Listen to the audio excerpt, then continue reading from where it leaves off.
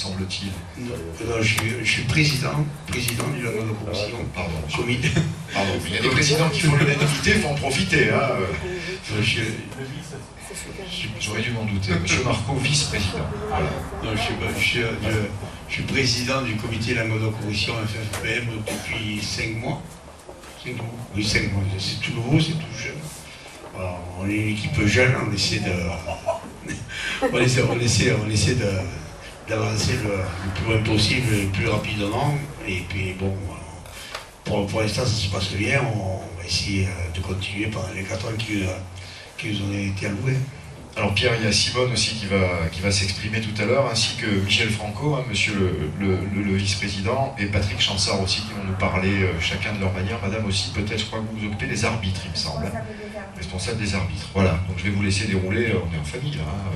Vous avez l'air de vous connaître un peu tous les deux, hein. Simone et Pierre, là, vous avez l'air. Hein. Ouais. Oui, ça fait quelques années, oui. Bon, je ne vais pas m'immiscer alors dans l'intimité de leur couple, ni même de vos relations fraternelles. Voilà, je me représente, mesdames et messieurs, je m'appelle Pierre Fals, je suis le nouveau président du Languedoc-Roussillon FFPM. Nous avons sur le Languedoc-Roussillon 23 clubs et nous avons exactement 1438 licenciés FFPM. Sur 23 clubs, oui.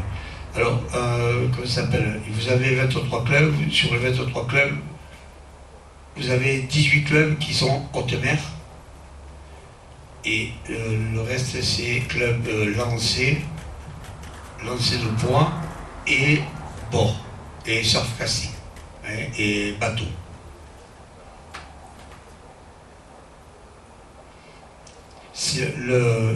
La Fédération française des pêcheurs en mer a été créée en 1956. C'est d'abord les lanceurs de poids qui l'ont créée, puis après il y a eu la discipline bord et bateau, et la discipline haute mer est arrivée bien après quand on a commencé à pêcher le thon dans les années 77-78.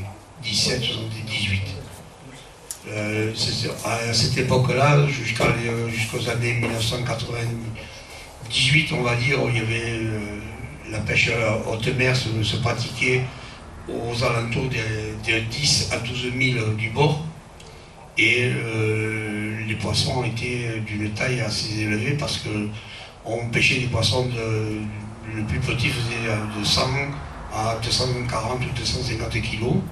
Puis il s'est passé 5 ans, 6 ans où le poisson a complètement disparu. Donc ça a été un peu la catastrophe. Et puis ce poisson est revenu depuis quand on a enlevé les filets dérivants qui étaient à Gibraltar et tout, et on a eu l'apparition de petits poissons. Mais les petits poissons, maintenant, on les touche au bord. Au bord à partir de 2 ou 3 000. Ça c'est pour c'est un truc générique pour la pêche haute mer.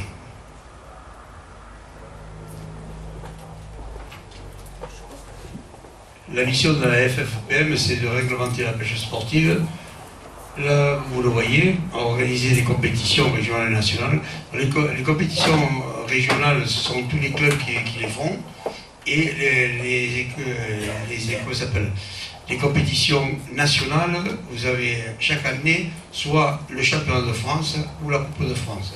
Nous faisons une année, c'est le Languedoc-Roussillon qui organise le championnat de France, et PACA organise la Coupe de France, et vice-versa. Hein. Cette année, le championnat de France s'est effectué à la Grande Motte, où il y avait 48 bateaux, et la Coupe de France s'est passée à Marseille. Et l'année prochaine, la Coupe de France, c'est ici, au Cap d'Agde, et le championnat de France se fera à Martigues, oui, au mois d'août. En principe, toutes les compétitions nationales se dirigent au mois d'août. Après, bon, vous avez des compétitions internationales qui est la Coupe du Monde, et ça, la Coupe du Monde, ce sont des équipages qui sont qualifiés suivant la compétition et les résultats qu'ils feront dans les 5 dernières années. Voilà. Y a-t-il pas eu une Coupe du Monde déjà organisée ici au Cap d'Agde? Non, il y a eu au Cap d'Agde. Coupe d'Europe. Il y a eu une Coupe d'Europe qui a été organisée au Cantal. La seule Coupe du Monde, je crois, à ma connaissance, a été faite, je crois, à Saint-Cyprien. À Saint-Cyprien, il y a quelques années. Mais pour l'instant, et là peut-être que si on continue, peut-être qu'on en organise une. Ce serait pas mal. En tout cas, chaque année, vous organisez une manifestation d'envergure, sans me rappeler des détails, mais chaque année, au mois d'août, ton club d'AC, vous organisez une compétition qui fait parler d'elle. C'est vrai que c'est quelque chose, enfin voilà, de manière neutre et extérieure. Oui, il y a des compétitions de pêche au thon au mois d'août chaque année. Oui. Le Cap, Frontignan organise aussi chaque année au mois d'août la Canne d'Or. Cette année, il y avait 38 bateaux. Et après, bon, vous avez des compétitions qui sont organisées à Carnon aussi. Dans l'Aude aussi, à Narbonne, dans l'Aude, dans les PO. Et ça redémarre. C'était tombé un peu à l'abandon. Et là maintenant ça reprend parce que bon, le poisson est là, les pêcheurs sont là, les bateaux sont là parce qu'on n'a pas besoin d'avoir de grandes unités maintenant pour aller pêcher. Et puis il faut dire aussi que le matériel coûte beaucoup moins cher qu'avant. Maintenant une canne et un moulinier c'est assez raisonnable par rapport il y a 15 ou 20 ans. Maintenant une canne et un moulinier vous le trouvez à Decathlon, vous le trouvez de partout. Qu'avant c'était vraiment dans des magasins spécialisés. Et en plus, bon, c'est vrai que c'est à la portée pratiquement de tout le monde et on voit que beaucoup de petites unités. Et je vais me permettre de dire aussi qu'il y a des professionnels de la pêche qui ne sont pas loin d'ici, partenaires du salon nautique, au-delà des grandes surfaces qu'on trouve dans les villes. Il y a aussi des magasins de pêche tout à fait disposés à vous fournir le matériel qui va bien pour pêcher le thon. Une petite question par rapport à la mer à Narbonne. C'est à Saint-Pierre-la-Mer que vous allez naviguer, à Narbonne-Plage ? À Saint-Cyprien, d'accord. Sur des compétitions organisées à Narbonne. À Narbonne, cette année, il y a eu une grosse compétition qui a été organisée. Ça part d'où à Narbonne en fait? C'est à Saint-Pierre-la-Mer? Non, de Narbonne-Plage. À Narbonne-Plage. Narbonne-Plage. Okay. Narbonne-Plage, ils ont fait une grosse compétition cette année qui avait une dotation extraordinaire. C'est vrai que c'était une dotation qui ressemblait un peu des dotations qu'on avait il y a une vingtaine d'années parce qu'il y avait des moulinets, des Tiagra à gagner. Bon, le petit moulinier, le moulinet de Tiagra, il coûte entre 800 et 1200 euros. Et après, il y avait un orage, excusez-moi, il y avait un voyage à gagner, que ça s'appelle en Afrique noire. Il faut pas y aller là. C'est vrai que voyage à gagner à Ebola City. Non, tiens, je te donne. C'est vrai que ça repart comme il y a 20 ans, quoi. L'année prochaine, voyage dans le désert algérien, non? Oui, mais à l'arabe.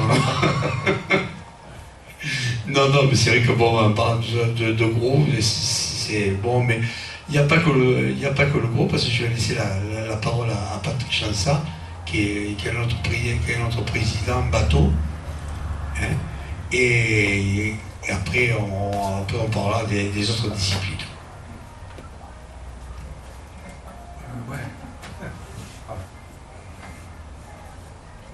Alors, monsieur Chansard, vous allez parler des bateaux proprement dit. Hein. Bonjour à tous. Donc, Pierre vous a parlé de la discipline. Il faut savoir qu'on a différentes disciplines au sein de la fédération. Pierre vous a parlé de la discipline haute mer, vous l'avez compris, c'est la pêche au thon. Et moi, je m'occupe particulièrement de la discipline bateau. Alors, la discipline bateau, c'est quoi?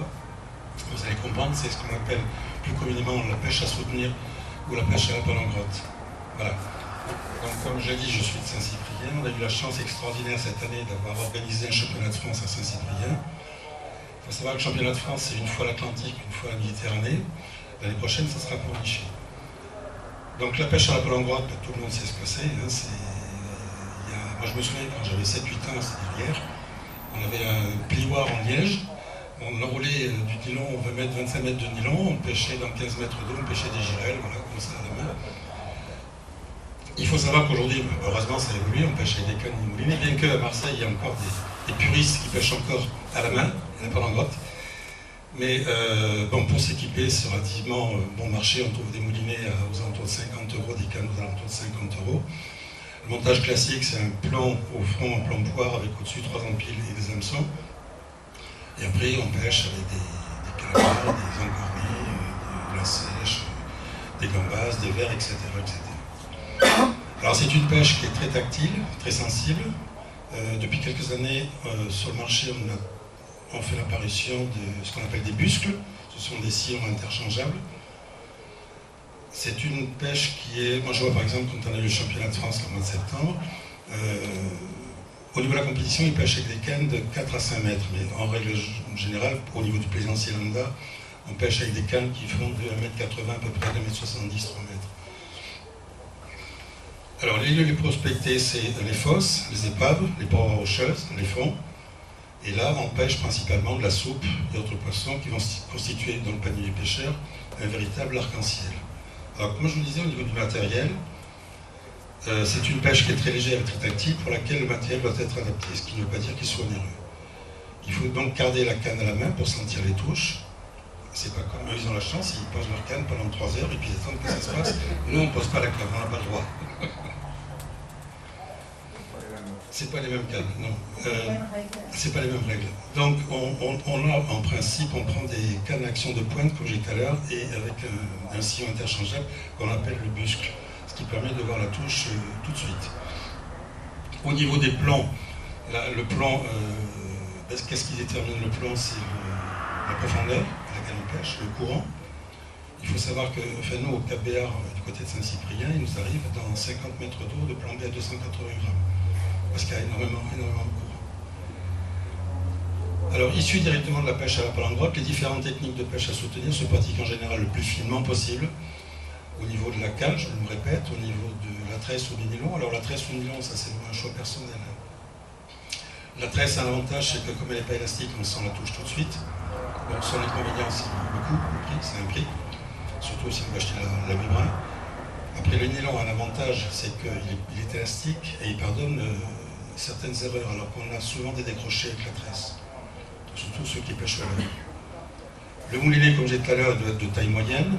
Bon, on trouve des moulinets aux alentours de 50 €. Le nylon, bon, entre 22 et 30 centièmes, et de la tresse entre 7 et 16 centièmes, et un arraché de 5 mètres. Au niveau du montage, le montage palangre, c'est classique, je l'ai dit tout à l'heure, un plomb en bas, 3 empiles de 30 à 50 cm sur un courant.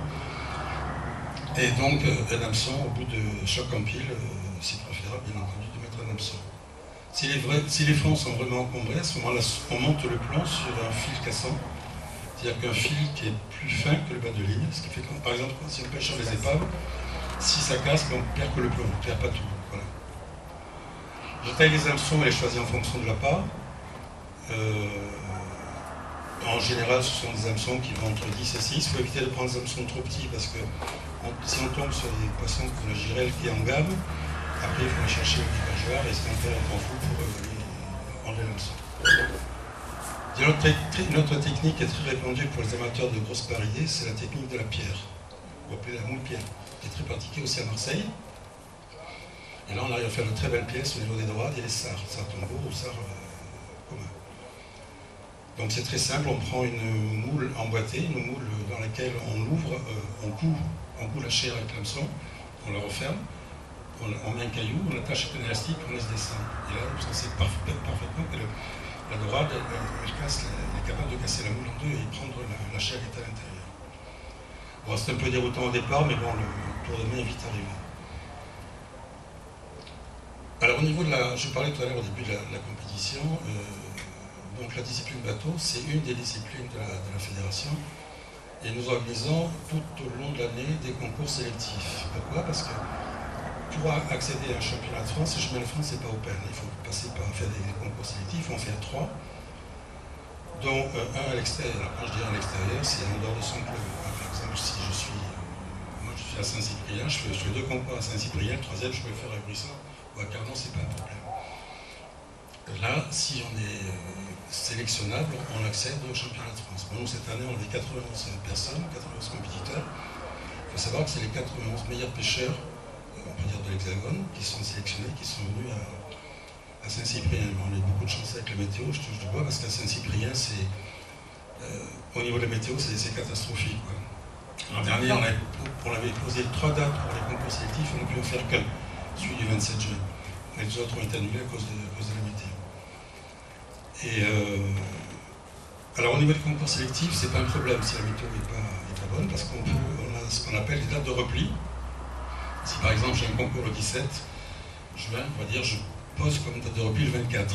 Si on va le faire le 17, on le fait le 24. Championnat de France, on ne peut pas. Il n'y a pas de date de repli. Il faut qu'il se fasse n'importe comment, même s'il y a 300 km/h de vent. S'il neige, il faut qu'il ait lieu. Alors vous me dire, mais comment on fait pour se pêcher s'il y a 300 km/h de vent? On pêche dans le port. C'est pas compliqué, c'est déjà arrivé. C'est déjà arrivé, les bateaux étaient amarrés au ponton et les pêcheurs étaient sur le bateau et pêchaient des gobies qui étaient gros comme ça, quoi. Et puis voilà. Bon, c'est vrai que c'est un peu dommage, ça fout la fête en l'air, puis voilà. Donc voilà, enfin moi, pour ce qui est de la pêche bateau, c'est certainement une des disciplines qui est la plus répandue sur les bords de la Méditerranée depuis Menton jusqu'à Cerbère.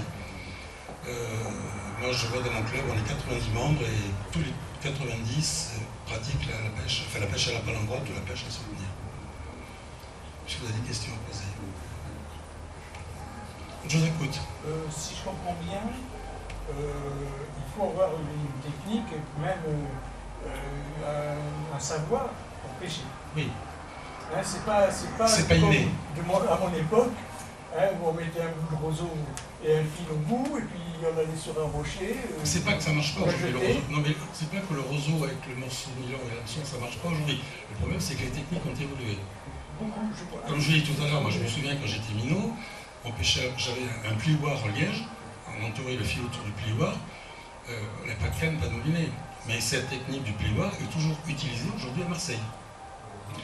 Et le roseau, c'est pas marché aussi. Plus âgé qui est transmis, comme moi je vois, je suis grand-père, donc je peux dire comment je pêchais, pas comment la pêche se fait maintenant. Mais si vous voulez, alors non seulement les techniques ont évolué, mais c'est surtout le matériel qui a évolué. Quand on voit les cannes aujourd'hui, moi je vois les jeunes, enfin pas les jeunes, tous ceux qui sont venus participer au championnat de France au mois de septembre, là, tout le matériel qu'ils ont, c'est impressionnant. Ils ont des mâles sur roulette, vous avez l'impression qu'ils partent 3 mois en vacances. Et ils montent avec ça sur le bateau. Ils ont un fourreau, il y a 15 cannes dedans. Enfin, moi, quand je vais à la pêche, je ne prends pas 15 cannes. Et disons que tout a évolué. Et la pêche nécessite, par exemple, telle canne pour tel poisson. Ah oui, impérativement. Des cannes différentes. Ah ben oui. Ouais. Ils n'ont pas pêché le Ben, tour, mais des calamuches. Non, mais voilà. Ouais. Si vous voulez, bon. Enfin, moi, je pêche beaucoup au leurre, pour peur au stibette. C'est encore une technique. Mais bon, c'est vrai que chaque canne est adaptée par rapport à la pêche qu'on pratique. Ce qui n'est pas le cas du roseau, parce qu'on peut pêcher n'importe quel poisson avec n'importe quel roseau. C'est ça? J'en suis resté là. Non, mais c'est un roseau. On peut le lancer aussi, mais bon. Pardon? Excusez-moi, je n'ai pas entendu. Vous parliez de lancer. Non, j'ai dit je suis resté à la pêche au roseau, et puis un peu le lancer aussi, mais le lancer à partir d'un certain oui, par contre, pour monter un moulinet sur un roseau, pas pour c'est soi, pas mais facile. peut-être pour les autres. Oui, mais vous n'avez pas monté un moulinet sur le bambou quand même. Non. Un moulinet roulant, oui. Oui, plutôt que de tirer comme ceux qui ça. pêchent à la mouche, oui. Ouais. Oui. Je l'ai fait, oui. Ceci dit, je parle de la pêche à la mouche, juste en aparté, il y a quelqu'un qui a pêché un thon au mois d'août, canet, avec une canne à mouche. C'est impressionnant, j'ai vu la vidéo sur internet, sur YouTube, c'est impressionnant de le voir pêcher. Ça se pratique. Avec une canne à mouche. Et un moulinet, donc, comme vous dites, un moulinet de canne à mouche. Il n'y a pas de... Oui, ça se pratique. Pardon 40, 45, il est émaillé. Hein. Ça pourrait se pratiquer de pêcheur à mouche en mer, comme ça. Mais, juste une petite question Oui. pour terminer. Est-ce que vous savez la différence entre un côté de la Méditerranée et l'autre? Oui. Est-ce qu'il y a des différences ou on trouve les mêmes poissons? Alors, comme on dit dans le jargon de notre pêche, on dit qu'on pêche dans la même baignoire. C'est vrai, la Méditerranée, c'est une grande baignoire. Oui, c'est vrai, par rapport Mais au... il n'y a pas du poisson pareil. Moi, je prends par exemple, prenez le cas de Marseille, il s'est fait des thons de 240-250 kg. Chez nous, les thons, ils ne dépassaient pas 50, 55, 60 kg les plus gros. Je parle de 90 kg. chez nous à Saint-Cyprien, on a 2 zones de pêche. Le plateau Cérbère qui est à 3000 à la sortie du port, où vous faites 3 fois rien. Et quand on a fait le championnat de France au mois de septembre, en fait on avait 2 zones de pêche, l'autre qui est au Cap Béar. Le premier pêcheur, enfin celui qui a fini premier le samedi, il est rentré en 5 heures de pêche, il est rentré avec 14 kilos. Bon, c'est impressionnant. C'est beaucoup. C'est beaucoup. Oui, si vous voulez, parce que bon, c'est des poissons qui font allez, 150, 200 grammes. Voilà, ils sont maillés, bien sûr. Enfin, les mailles sont pas très grandes. Donc 14 kilos, c'est impressionnant. Après, j'ai des copains qui sont en Corse, alors ça, c'est encore autre chose. Ils sortent des dentilles comme nous, on sort des gobies. Voilà. Mais ça, je pense que c'est... En tout cas, c'est plus prenant. Hein, oui. Je crois que quand on a goûté une fois, c'est pas facile d'arrêter. Ben oui, je sais. Enfin, moi, j'ai pas mal de copains qui ont pêché en Corse, et bon, je sais qu'ils se régalent. Parce qu'on se régale de pêcher ici aussi, hein. C'est pas Michel Franco qui va venir le contraire. Après, on ne sait pas pourquoi. Moi, je parle toujours de Saint-Cyprien parce que je suis de là-bas. Dès que vous passez, c'est pas une question de passer la frontière. Mais si vous allez pêcher au Cap Créus en Espagne, ils prennent 10 fois plus de poissons que chez nous, et je ne sais pas pourquoi. Et je sais pas pourquoi. Ils sont plus malins que nous. Ils sont plus malins. Pas les poissons. Ah, les poissons. Non, ils ont ça dans le sang, je pense. C'est les douaniers qui foutent la pagaille encore. Ils ont fait un... Vous avez jamais entendu parler de la douane sous-marine, non? C'est surtout qu'il y a de la roche et de la profondeur et du courant. Oui. Voilà. Oui. C'est ce qui nous manque ici. Oui. Ben, si vous mettez du courant, je peux vous en envoyer parce que vraiment, on est sérieux. Comme je disais tout à l'heure, à Béar, en plomb à 280 grammes, c'est courant, quoi. Oui, mais il y a des fonds qui sont beaucoup plus... oui. Un peu de... Quelques mille, il y a des fonds qui sont... Ah, mais pas besoin de faire quelques mille, hein. Tu nages, tu fais, allez, on va dire 100 mètres, tu as 50 mètres de fond, quoi. Voilà, alors qu'à Saint-Cyprien, vous faites 200 mètres, vous avez pas de haut, non, quoi. Voilà. Monsieur, allez-y. Alors moi, je pêche là, je pêche en Espagne, principalement au delta de l'Ain. Donc je pêche sur un fleuve, hein, mais dans l'embouchure. Sinon, on a un coin qui est super à Saint-Cyprien, c'est l'embouchure du Tech. Donc c'est une rivière qui se jette dans la mer. C'est fabuleux, ça, c'est comme le canal du Rhône. Tous ces cours d'eau qui se jettent dans la mer. Et là, il y a beaucoup de mulets. On fait du tassergal et on fait de la liche, quoi. Alors on a fait du tassergal il n'y a pas longtemps, là. Oh non, il y a 10, 8, 10, 8, 10, 12, quand c'est le plus profond, c'est 12, ouais. Mais on pêche carrément, on est au bord de l'eau, pas au bord de la plage, hein. En bateau, mais on est à quoi? Peut-être 15-20 mètres de la plage. Donc dans 8-10 mètres d'eau. Voilà. Donc on voit les chances, il y a des chances, parce qu'il y a beaucoup de mulets, et donc on voit les tassergales, etc. On est au top là pour aller pêcher dans les PO là-bas, mais comment ça se passe ici, Michel Franco? On va vous laisser parler un petit peu quand même. Hein? Allez. Les copains m'ont fait ça. Bonjour à tout le monde. Voilà, je suis Franco Michel, président du club d'Agli du Cap, vice-président région Languedoc-Roussillon. Voilà, je pêche depuis 1979 le thon rouge. Bon, j'ai fait quelques petits thons, comme tout le monde. Moi, bon, Monsieur Fals a presque tout dit sur la pêche au thon. Mais moi, ce que j'aimerais, qu'on le respecte déjà, le thon. C'est très important pour nous, pour lui et pour notre image. Voilà. Parce qu'il ne faut pas faire les viandards à la mer. Et je pense que si on est raisonnable, tout s'arrangera pour la pêche. Ainsi pour la petite pêche, pareil. Patrick a oublié de vous dire quand même, pour les petits poissons que vous allez pêcher, pensez à couper derrière la caudale, c'est obligatoire. Ainsi, pour beaucoup d'autres poissons, je pense qu'il faut les respecter, les relâcher quand on les fait, comme le pot bleu, parce qu'après ils pourrissent sur les quais la plupart du temps. Qu'est-ce que je pourrais vous dire d'autre après les copains qui viennent de parler? Je pense que la sécurité aussi en mer, quand vous allez pêcher le thon, pensez-y, c'est très important, parce que des fois on ne s'en aperçoit pas, on s'éloigne de la côte Et c'est très important d'avoir la sécurité à bord, sinon vous risquez d'avoir des problèmes déjà avec les autorités, hein, et des problèmes avec vous s'il y a le mauvais temps qui se lève. D'accord. Qu'est-ce que je pourrais vous dire d'autre, hein?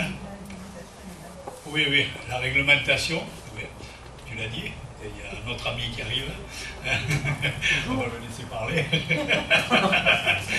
C'est le gendarme de l'équipe, là, la réglementation, c'est ça? Voilà, un skipper qui arrive aussi, là, qui vient repérer les lieux, monsieur Macaire. Bonjour. Bonjour. Bon, après, je vais vous parler quand même du Ton Club. Le Ton Club, cette année, pour le 2015, l'année déjà s'est bien passée. Il y a eu pas mal de tons, beaucoup de relâchés. On parle déjà de l'année 2015 qui s'est bien passée. C'est une positivité sans borne. Et maintenant, je vais vous parler de l'année 2015. Toujours les 4 concours officiels du Ton Club. Hein, le Challenge Robert Vion, la Coupe de France en 80 livres, qui se déroulera normalement du 5 au 9 août. Hein. Après le Grand Prix de la ville d'Agde, c'est ce que tu parlais tout à l'heure. Et après le 16 septembre, je crois que c'est, le 16 septembre, le Ton des vendanges. Parce que nous sommes dans une région de vin et on a eu l'idée de faire le Ton des vendanges pour finir la saison. Avec du vin blanc. Avec du vin blanc. Le rosier est pas mal non plus. Bien frais. Voilà. Maintenant, je vais vous passer la parole à Madame Simone Fals.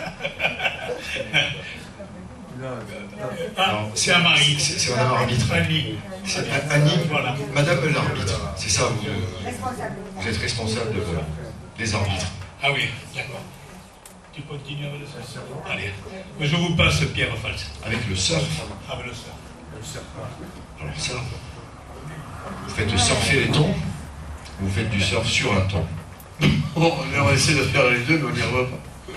Non, je vais vous parler du surfcasting. Bon, la personne qui devait venir a eu un empêchement familial dont on va essayer de se débrouiller. Le surfcasting, excusez-moi, je mets les lunettes parce que... Oui. Le surfcasting, comment ça s'appelle, c'est une discipline de pêche qui se pratique depuis le bord de plage ou sur des rochers. Ça, en principe, ça se pratique par mer forte. Parce que le poisson se rapproche le plus souvent du bord. Ce sont des, comment ça s'appelle, ce sont des cannes qui, depuis à peu près de 5 mètres, et bon, il y a certaines personnes qui pratiquent le surfcasting avec des vannières, ils rentrent à l'intérieur de l'eau pour essayer de lancer le plus loin possible. Et puis depuis quelques années, on nous a appris que ce n'était pas la peine de rentrer dans l'eau parce que le poisson se rapprochait. Donc nous avons assisté cette année avec mon épouse à des compétitions de surfcasting et c'est vrai que plus personne ne rentre dans l'eau, tout le monde pêche du bord. Ils ont du matériel qui sont vraiment adéquats parce que ce sont des cannes qui sont super fines. Ils pêchent avec... si les pêcheurs qui sont parmi nous, c'est entre 24 et 30 centièmes. Et ils pêchent avec des plombs qui varient de 80 à 150 grammes suivant la mer et avec des grappins suivant la mer, si la mer est agitée ou pas. Et le moulinier, bien sûr, est d'une excellente contenance. Et les cannes, quand ils sont en compétition, ils ont droit à 2 cannes. À 2 cannes, mais normalement, les gens qui pêchent le surfcasting, ils pratiquent le surfcasting avec 3 à 4 cannes. Hein. Ça se pratique, comme je disais, du bord de plage. Et il y a beaucoup de gens qui pêchent avec des appâts, avec des couteaux vivants. Nous les mettons, ils les mettent à l'hameçon avec une aiguille. Ils font coulisser l'appât et que l'appât reste entier au bout de la canne. Et parce que le couteau vivant, c'est ce qui tient le mieux au lancer. Parce qu'à un moment donné, quand on lance, il y a un coup, il y a le coup de fouet qui part, et c'est vrai que s'il n'a pas, pas en bonne condition, il part d'un côté, et bon, vous revenez, vous ramenez votre plomb avec, parce qu'autrement c'est... voilà. Et puis après, vous avez le lancer de poids. Alors là, le lancer de poids, je vais prendre ma petite fiche, parce que c'est vraiment une discipline à part. Pendant qu'il cherche sa fiche, moi j'en profite pour vous dire que si vous voulez vous initier ou vous perfectionner aux techniques de pêche au leurre, c'est Jean-Claude Odo et François Fuentes qui seront là, c'est vendredi, voilà, à la même heure, ici. J'imagine que la pêche vous intéresse, messieurs. C'est bon? Oui, c'est bon, ça y est, j'ai trouvé. Ça s'appelle meubler. On bouche le trou. Et voilà, c'est exactement ça, ouais, c'est en donnant des informations. Oui. Mais le lancer de poids, ou long casting ça s'appelle, le lancer de poids de mer est une discipline sportive consistant à lancer des plombs le plus loin possible dans une piste délimitée tracée sur un espace dégagé de tout obstacle et sécurisé. Alors, comment ça s'appelle? Le terrain, c'est un terrain idéal qui fait 400 mètres sur 400 mètres. 1600 mètres carrés. Ouais. Il faut savoir que les gens... On va laisser le micro à Annie tout à l'heure. Oui. On va passer un micro à Annie. Oui, on va te le passer, viens. On vous l'amène directement à domicile, regardez. Ça marche. Si vous laissez le bouton en l'air, ça marche. Voilà, c'est bon, ça marche, madame. Bonjour à tout le monde. Annie. Je m'appelle Annie, oui. Le lancer de poids, ça sert déjà à apprendre aux pêcheurs à envoyer leur ligne le plus précisément possible près d'un poisson éventuel quand ils sont en mer. C'est vrai que ça se pratique sur terre, qu'il faut un très grand terrain, et que selon la taille du poids et le gabarit du fil, pour les compétitions, il y a 3 tailles de poids ou 4 tailles de poids et la même taille de fil. Il faut savoir qu'un plomb peut être lancé jusqu'à presque 400 mètres. Si un jour vous avez l'occasion d'aller voir ça, c'est très spécial. Les gens sur le coup se demandent ce qu'on fait sur la terre, alors qu'on est entouré d'eau la plupart du temps quand on fait ça. Il faut le voir, c'est vraiment spectaculaire à faire. Il y a un professionnel pour mesurer les distances, parce que c'est mesuré au centimètre près. Et c'est vraiment quelque chose de très joli. Ça demande beaucoup de musculation, beaucoup de précision et de concentration. Voilà. Si vous avez des questions là-dessus, je peux vous répondre. Continue avec... Oui. Bon alors, ma casquette officielle, c'est responsable des arbitres dans la région Languedoc-Roussillon. Qu'est-ce qu'un arbitre déjà? Pour la fédération, c'est une personne bénévole qui est adhérente à la Fédé et adhérente à un club.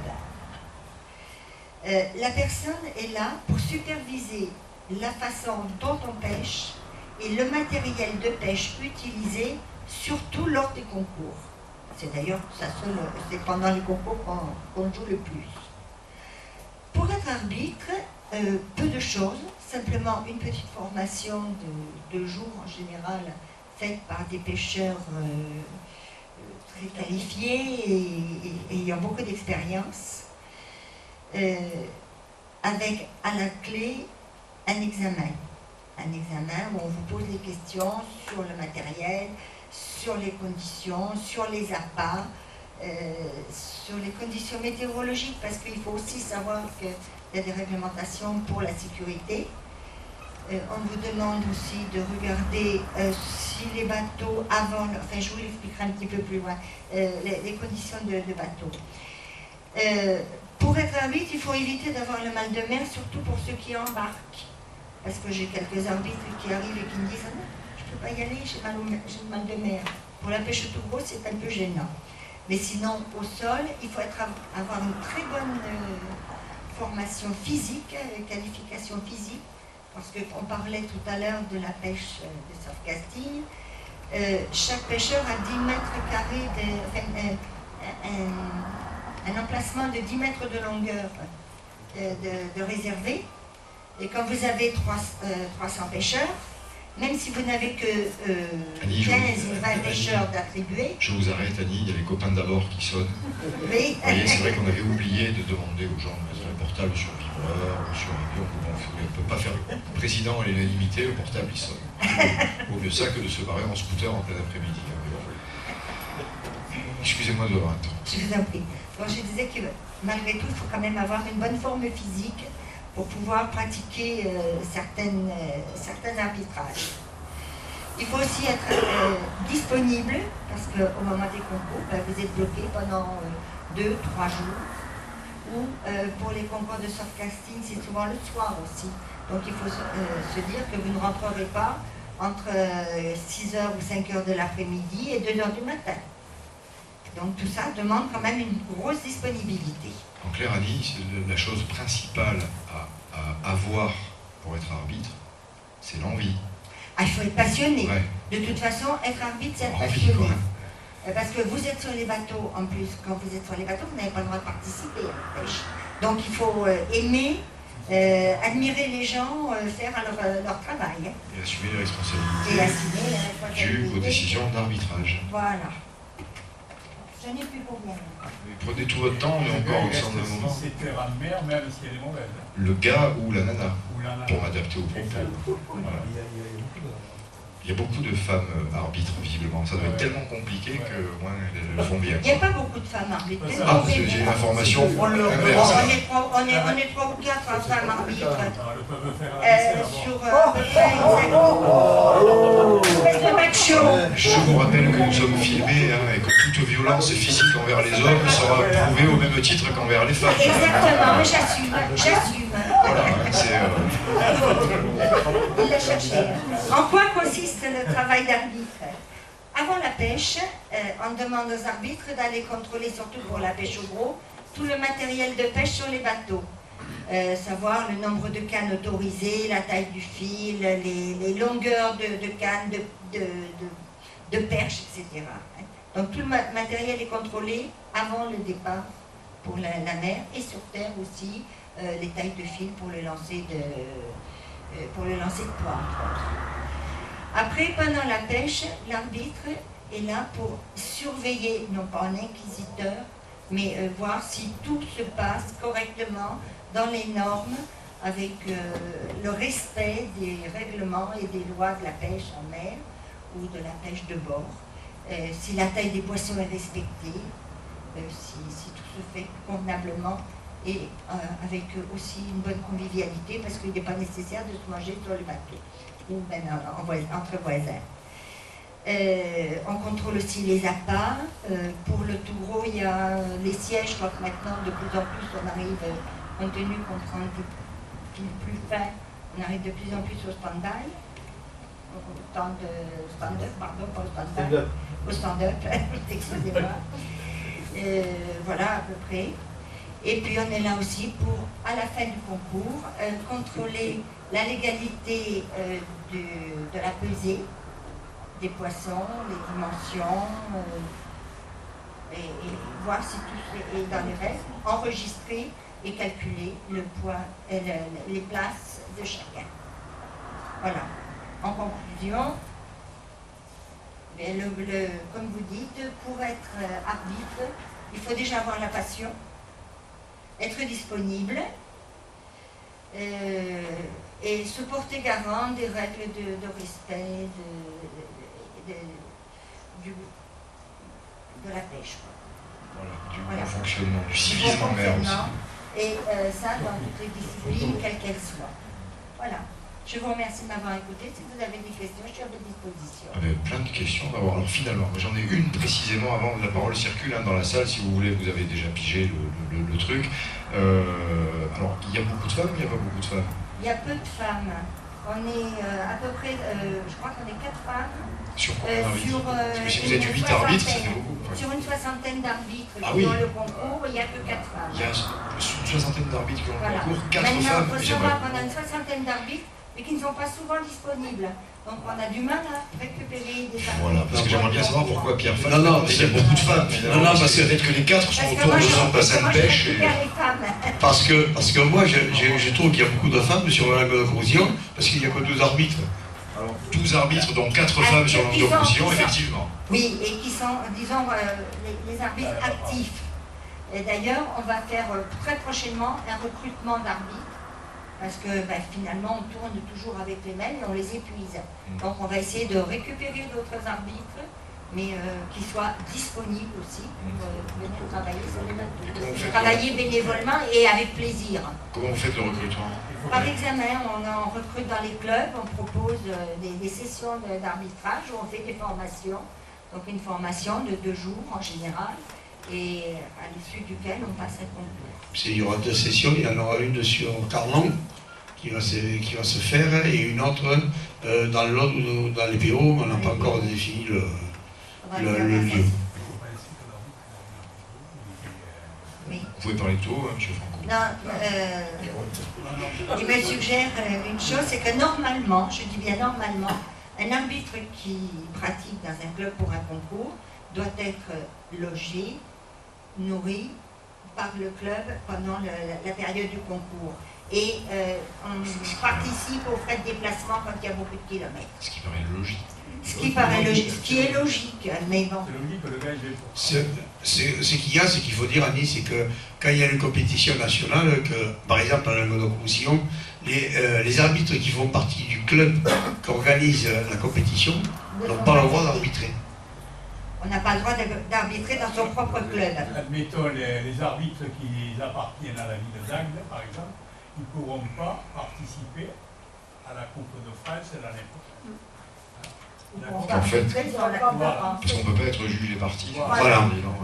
C'est pour ça que ça dit ça. On risquerait d'avoir des problèmes de fraternisation. Ouais, parce qu'après les poissons, ils reconnaissent les quilles des bateaux, tout ça, ils savent. La rivalité entre les pêcheurs, parce qu'on aime bien gagner quand même. Donc, on va laisser une question au monsieur qui est derrière vous. Il me semble quand même que vous avez un signe reconnaissant autour du cou et portez un polo qui est très présent autour de moi là. Je voulais parler au niveau des arbitres. Est-ce qu'on ne pourrait pas, pour justement avoir le plus d'arbitres possible, mettre les arbitres du club organisateur sur les bateaux des autres clubs Non, c'est pas possible. Parce que comme ça, c'est pas possible. Un arbitre normalement est tiré au sort sur le bateau, donc on ne peut pas savoir où il va tomber. C'est pas possible. Un arbitre, on a le nombre de bateaux, mettons que vous avez 40 bateaux, la moyenne c'est un arbitre pour 2 bateaux, quand tout se passe dans les normes. Donc vous faites tourner les arbitres et les bateaux, enfin sur les bateaux. Donc on prend une liste de bateaux nominative, on fait des petits papiers avec les arbitres et on tire au sort. Tel bateau, tel arbitre, tel bateau, tel arbitre.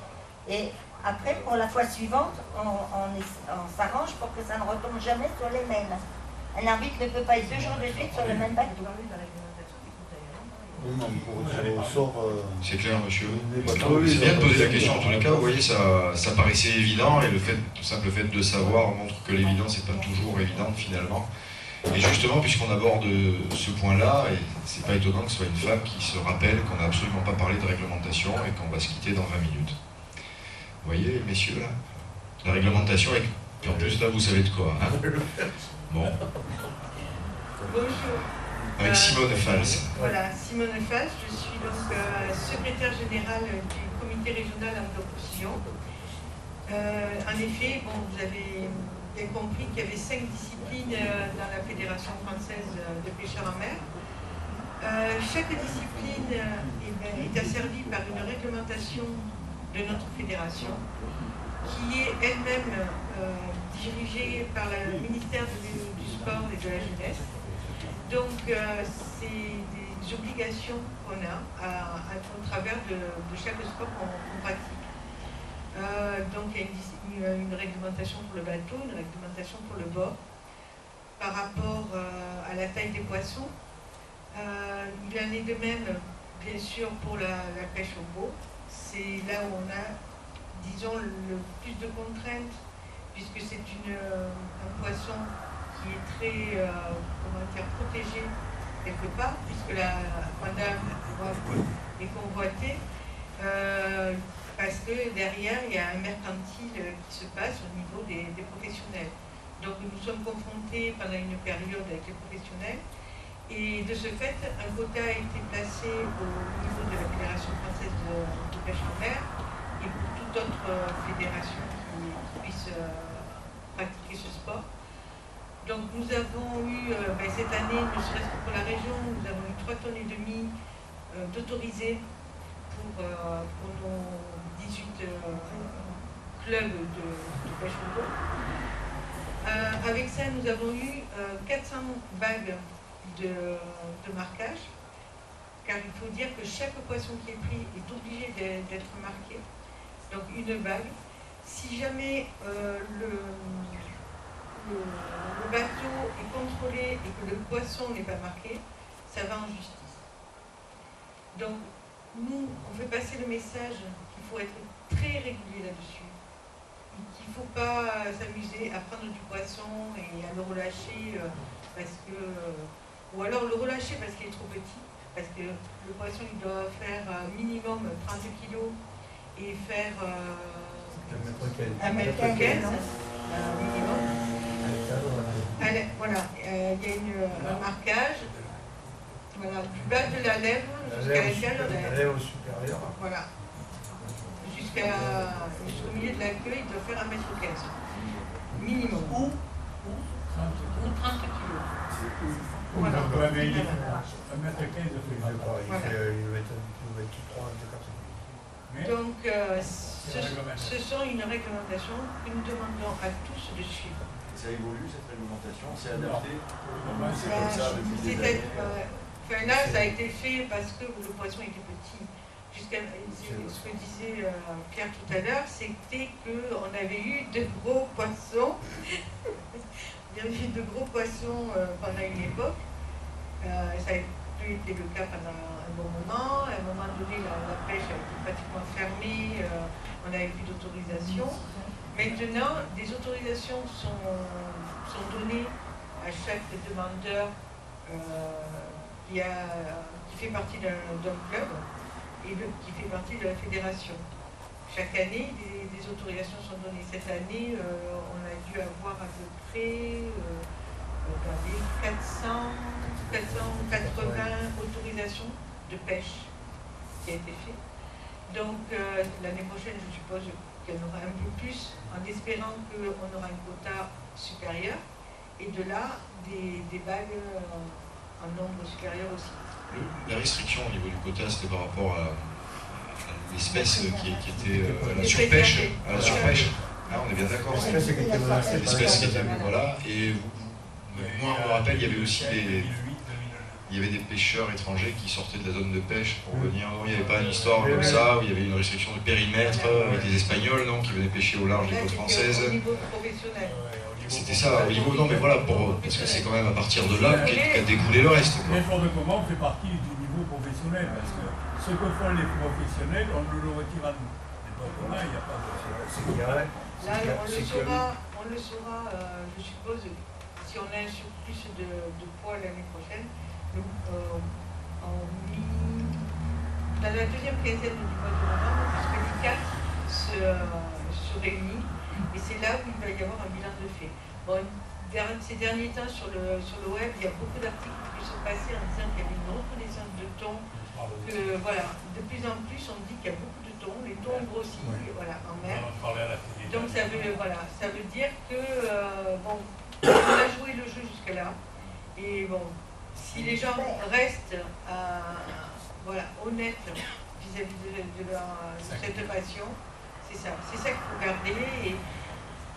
Et nous, au niveau de la région, nous on dit qu'il y a eu des contrôles, il y a eu des personnes qui se sont fait attraper, qui ont été condamnées, qui sont à ce moment aux mains de la justice. Nous on dit, tant pis pour eux. Franchement, ils savent les risques qu'ils encourent. Après, bon, on ne sait pas comment ils vont être jugés, les sanctions qu'il va y avoir auprès d'eux, mais il faut avoir un exemple pour que certaines ne le fassent plus. Normalement, ils n'auront plus d'autorisation. C'est des professionnels. Nous, on parle des plaisanciers, oui. D'accord. Qui vont certainement se voir interdire leur licence. Voilà. Il y a, en tout, cette année, il y a eu 5 plaisanciers. 5 plaisanciers, 5 bateaux. 5 bateaux qui se sont fait contrôler et un seul de la FFPM, 4 autres bateaux des plaisanciers. Et les gars, ils avaient entre 1 et 2 poissons. Ils avaient 2 poissons à bord. Mais le coup d'avoir des poissons à bord, bon, il y en a soi-disant qui étaient bagués, mais c'est que les affaires maritimes, les gens n'en ont pas aimé, c'est qu'il y en avait d'autres qui étaient découpés et dans des glaciers. Voilà, déjà. Alors ça, c'est... bon, quand on pêche le poisson, d'accord, mais le braconnage, nous, en tant qu'FFPM, on ne se dit pas braconnier de la mer, on n'est pas des braconniers de la mer, on est des pêcheurs, on fait ça pour notre plaisir, on relâche quand on relâche des poissons toute la journée, et quand vous avez un thon, bon, c'est bien, si vous pouvez le prendre, si vous avez une bague au pot, si le poisson fait la maille et tout, bon, c'est vrai, c'est bon. C'est pas la peine d'en avoir 36, c'est pas la peine de le couper, et en plus ce qu'il y a, c'est que de le revendre.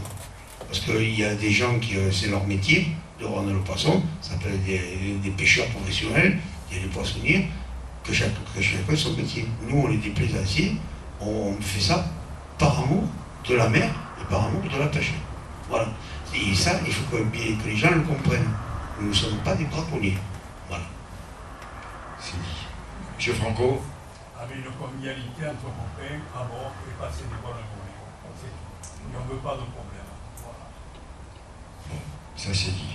Et le poisson, il va très bien parce qu'il y a le pêcheur, le poissonnier, il y a aussi le marieur entre-temps. Voilà, ça en fait des intervenants.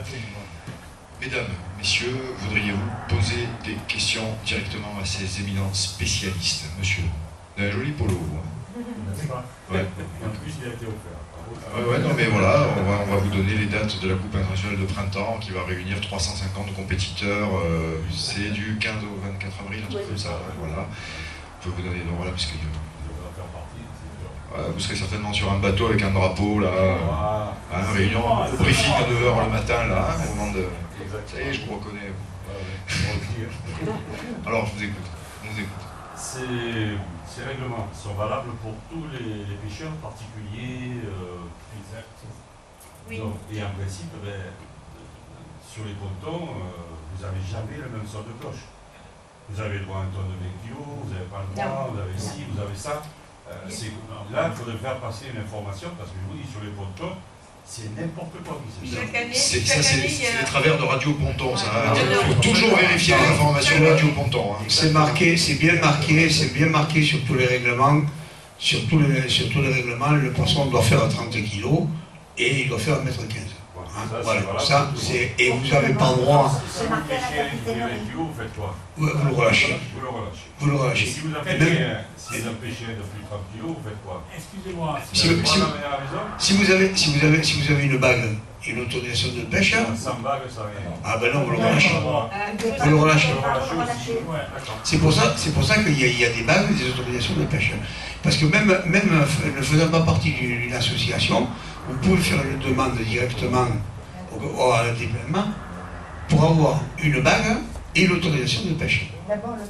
D'abord, ce sont les clubs qui sont affiliés qui vont être servis, et s'il en reste après. Mais normalement, il y a un quota de bagues et un quota d'autorisation de pêche qui est fait pour les plaisanciers. Et même si vous pêchez un tonne de 50, de 60, de 80 kg en tant que plaisancier, et si vous n'avez pas de bague, et surtout si vous n'avez pas d'autorisation de pêche, vous êtes obligé de le relâcher. Vous êtes à quoi ça s'appelle? À l'infraction. L'autorisation de pêche et la bague, ça a un coût? Non. Ce qui a un coût, c'est par exemple, nous avons un coût parce que nous prenons une licence à la Fédération française de pêche en mer. La licence coûte 40 €. Et bon, quand vous faites partie d'un club, vous avez l'adhésion au club. Et sur les 24 clubs, sur les 23 clubs du Languedoc-Roussillon, il y en a aucun, ça varie de 30 € jusqu'à 80 €. Peut-être à 80 €, vous avez droit au repas, tandis qu'à 30 €, vous n'avez pas droit au repas. Il y a plein de trucs. Voilà. Voilà, c'est tout. Ouais, vas-y. Pour le plaisancier solitaire, comme vous appelez, il s'est livré 50 bagues cette année pour toute. Combien 40 bagues pour toute la France. Donc il faut être le premier de demander. Mais par contre, il y a un arrêté. Il y a combien de demandes? Combien de demandes? Il n'y a pas eu de... Il n'y a pas eu de Non, mais par contre, vous avez un arrêté qui paraît au mois de mai, qui est sur justement la pêche au thon rouge, la pêche au thon rouge. Et là, vous avez toutes les dispositions, les adresses qu'elles faut vous... Il n'y a pas un site sur Internet? C'est le site, vous allez sur Légifrance, vous demandez, vous faites le thon rouge, et vous avez l'arrêté qui paraît... Monsieur qui aurait posé une question. Oui, en dehors du thon, au niveau côtier, on est limité à combien d'hameçons sur un bateau? Pour pêcher quoi? Pour pêcher comme ça, au bord, à 2 3 000, à 4 000 Il y a une limité, ceux qui pêchent le macro. Ou la palangre, je sais pas. Moi. Non, les palangres, vous êtes limité à 20 hameçons. Les palangres, Par palangre? Par palangre. Et combien de palangres? C'est 30 par palangre et 2 palangres. Voilà. Ceux qui pêchent les macros à la mitraillette, vous avez 6-7 hameçons sur la mitraillette. Oui, voilà. Mais bon, l'heure, si on a 4 4 ça fait 28. Est-ce qu'on est au-delà ou... Pas du tout. Normalement, ça sera. Non, le pêcheur plaisancier peut avoir 4 cannes sur son bateau. Les bagues, c'est pour l'année ou c'est au code de Non, il y a une période de pêche qui est pour la capture et pour le no-kill. Donc, du 15 juin jusqu'au 15 juillet, vous êtes en no-kill. Alors, ce qu'on appelle no-kill, c'est que pour le thon rouge. Et ensuite, vous avez du 15 juillet au 30 août, c'est en capture.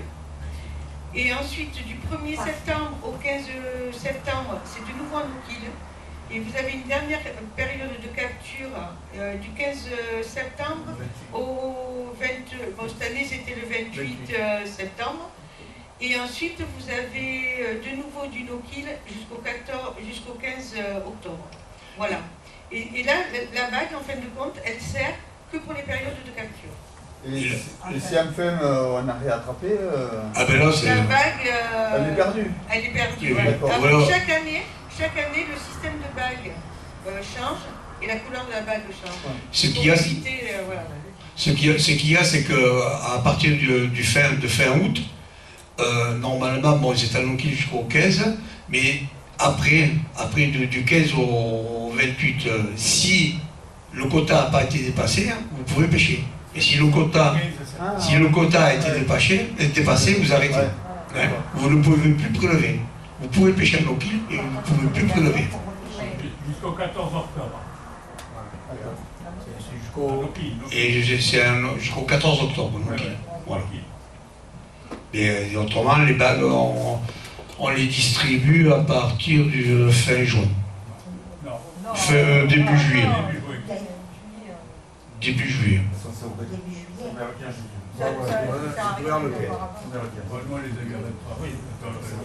Ça a été clair pour tout le monde. Utile en tous les cas, c'est vrai, d'avoir des questions pertinentes, précises. Est-ce qu'il y en aurait d'autres d'ailleurs? Profitez. Ah, on va laisser monsieur, puis on passera. Non, c'est pas une bonne idée. Mais aussi, vous pêchez à la peine. Est-ce qu'il faut le permis ou... Ah non, pas du tout. Le plaisant, non. Pour l'instant, ça a été, comme ça s'appelle, un jour, il y a un pourparler de mettre un permis comment ça s'appelle, côtier, un permis de pêche mer, mais c'est tombé à l'eau. C'est tombé à l'eau parce que il y a beaucoup d'associations qui se sont mis contre. Mais pour l'instant, non, on n'en parle plus. On n'en parle plus. C'est libre. L'Espagne et l'Italie, Et tomber à l'eau pour un permis côtier, c'est pas 20. Non, mais ce qu'il y a, c'est que si vous voulez, vous avez, on peut donner le site, le site qu'on a fait sur. Alors, le comité régional Anglo-Roussillon a créé un site, il est tout nouveau, et c'est alors comité LR FFPN. Allô Google, tu m'entends? Voilà. Tout à fait.